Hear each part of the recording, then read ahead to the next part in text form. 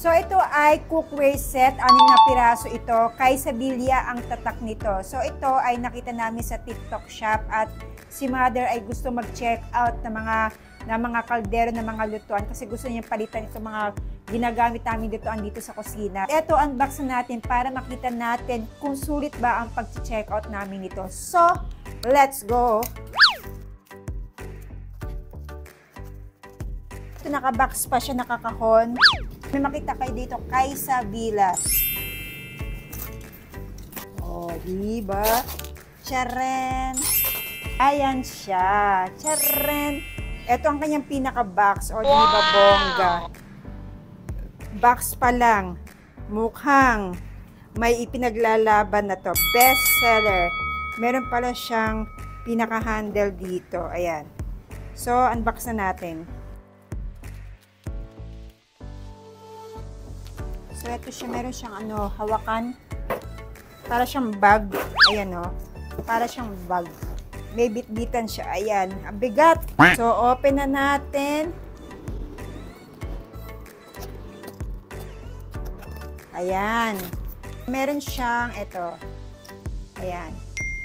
Ito ang kanyang takip. Ayan. Ang ganda niya, Hindi to plastic ha, as in ito talaga yung kulay niya Tapos, kay Sabilia. And then, 1, 2, 3, 4, 5, 6, 6 ang kanyang kaldero. So, tanggalin natin. So, ito po ang kay Sabilia cookware set. Sa sobrang ganda niya. Parang ayoko na lang gamitin. Nakikita nyo ba yan? Talaga namang yayamanin talaga ang kanyang kulay. Wow! Ito po ang kanyang pinaka-cover na pantakip na babasagin. Hindi po yan yung natatanggal na yung cover. Iyan po talaga ang kulay nitong takip nito. Ayan Kulay siya. May pagka-brown tinted. At ito po ang kanyang itsura. Lahat po sila merong tatak sa ilalim. Ayan po, kay Sabilia.